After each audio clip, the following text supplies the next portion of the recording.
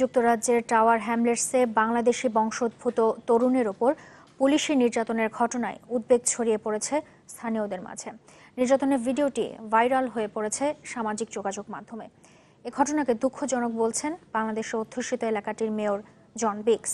Police জানিয়েছে এরই মধ্যে ঘটনার তদন্ত শুরু করেছেন তারা। লন্ডন থেকে আরো জানাচ্ছেন আশিক মাহমুদ। মোবাইলে ধারণ করা এই দৃশ্য বলে দেয় কোনোভাবেই স্বাভাবিক আচরণ করা হয়নি বাঙালি অধ্যুষিত টাওয়ার হ্যামলেটস কাউন্সিলের স্টেপনি এলাকার আরবর ইউথ সেন্টারের কর্মকর্তা জাকারিয়া হোসেনের সাথে। ঘটনার সময় জাকারিয়ার সাথে থাকা তার বন্ধু সুজিত আহমেদের দাবি সেই সময় পুলিশের আচরণ ছিল পুরোপুরি বেআইনি। As you saw from the footage, there's no relationship there.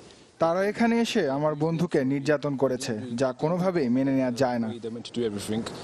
রবিবার থেকে বিভিন্ন সামাজিক যোগাযোগ মাধ্যমে ভাইরাল হয়ে পড়া ভিডিওটি দেখে পুরো টাওয়ার হ্যামলেটসবাসী স্তম্ভিত। বলছেন এমন ঘটনা ভেঙে দিতে পারে পুরো কমিউনিটিতে পুলিশের সাথে সুন্দর সম্পর্কের ভিত্তি। আপনার ছেলে আপনার আত্মীয়স্বজন কেউ সাথে পুলিশে এইভাবে ব্যবহার করে, আপনারা প্লিজ আসেন, আমাদের সাথে যোগাযোগ করেন।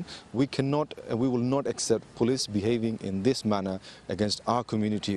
স্থানীয় কাউন্সিলর রাবিনা খান বলছেন নানানভাবে যুক্তরাজ্যে বেড়েছে হেট ক্রাইম বা সাম্প্রদায়িক ঘটনা। তার মতে পুলিশের এই আচরণও এসব ঘটনারই ধারাবাহিকতা। এ ধরনের ঘটনা কখনোই কাম্য নয়। বাঙালি বা অন্য যে কোনো সম্প্রদায়ের মানুষ এ ধরনের পরিস্থিতিতে পড়তে পারে। মঙ্গলবার এই ঘটনাকে কেন্দ্র করে টাওয়ার হ্যামলেটস কাউন্সিলের পক্ষ থেকে একটি বিজ্ঞপ্তি দেওয়া হয়। দাবি জানানো হয় এই ঘটনার সুষ্ঠু তদন্তের।